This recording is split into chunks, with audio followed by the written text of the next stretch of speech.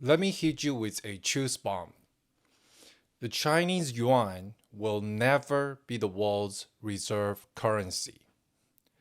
Not next year, not in 10 years, not in your lifetime. I know, the headlines love to scream that the dollar is dying, or China is launching the digital yuan, or BRICS is coming for America. But it's all noise. Because if you know how money really works, then you already understand this. Trust, freedom, and transparency matter more than trade deals or GDP figures. And China, it fails all three. Let me show you why. First and foremost, money is about trust. Let me tell you a quick story. Back in 2008, I remember watching the financial world meltdown in real time. Wall Street was burning, banks were dying. But even in the chaos, one thing remained rock solid. The world still wanted US dollars and US treasuries. Why? Because trust isn't built overnight, it's earned. The US dollar isn't just paper, it's the result of decades of open markets, deep liquidity, and rule of law. Meanwhile, the Chinese yuan, it's not even fully convertible. The central bank controls capital flows like a puppeteer. Want to take your money out of China? Good luck. Xi Jinping might say no. How can a currency become global if its own people can't use it freely? Now, let's talk about transparency. Yes, the US has problems, lots of them. But US has free media, public audits, and independent institutions. When something breaks, Americans argue about it on Twitter, scream about it on TV, and eventually fix it. China censors delete bad news before the people even know what hit them. Remember the Evergrande collapse? Most Chinese citizens learned about it months after foreign investors already ran for cover. Now imagine trusting that same system with your central bank reserves.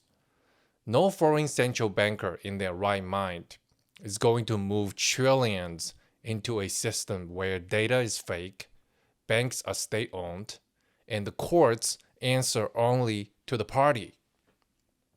Would you keep your savings in a bank where the owner can change the rules overnight or just confiscate your assets? China's economy is huge. Nobody's denying that.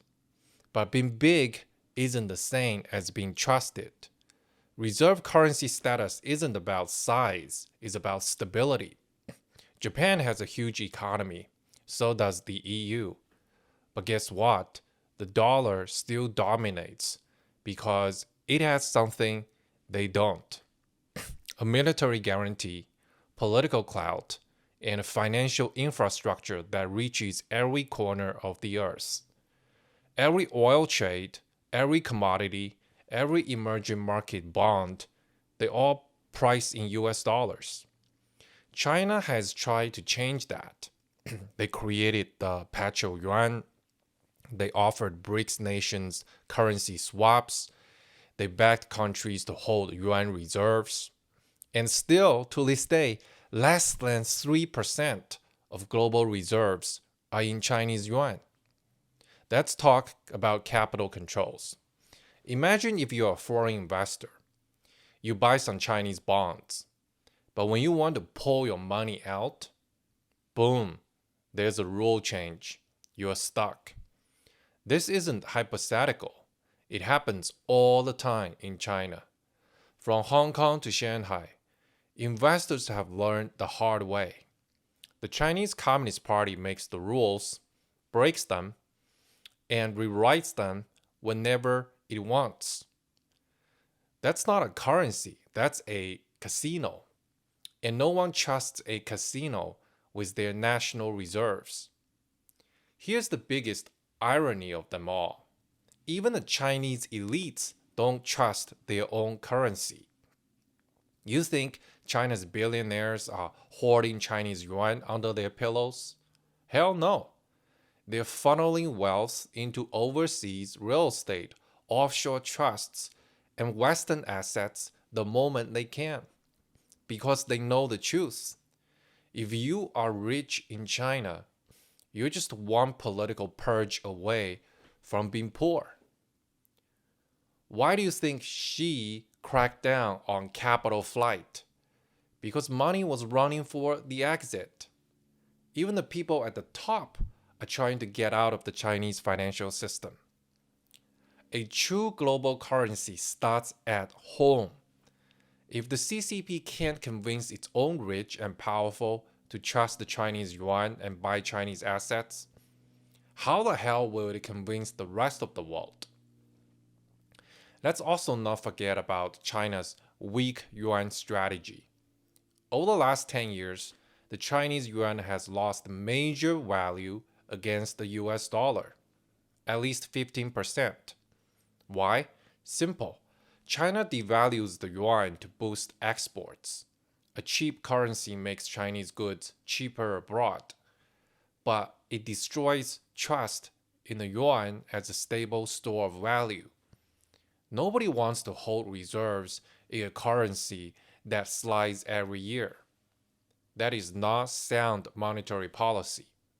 That is mercantilism dressed up as strategy.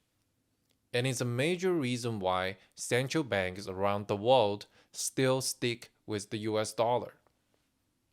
And here's the truth. Reserve currency nations run deficits. That's just how the world gets enough of your currency to use it. China, it runs massive trade surpluses. It sucks in dollars and spits out goods. That's great for exports, but terrible if you want to issue the world's reserve currency. Because if the world needs yuan to trade, but China won't supply it, then how does it work? The CCP is too obsessed with control to let the yuan float freely. You can't be the world's banker if you never lend. Now, let's play devil's advocate. What if the dollar does screw up? What if inflation runs wild and confidence in the dollar vanishes? Guess what? The world is still not running to the Chinese yuan. They'll run to the gold or crypto before they touch anything backed by the CCP. Because gold doesn't censor you, gold doesn't rewrite the rules, gold doesn't pretend bad news doesn't exist. If the dollar falls, we'll enter a multipolar currency world. But trust me, China won't be leading it. So next time someone says, oh, the dollar is doomed and the Chinese yuan will be replacing it, remind them, currencies don't lead empires. Empires lead currencies. The US dollar didn't dominate the world because America said so. It did because the world believed it.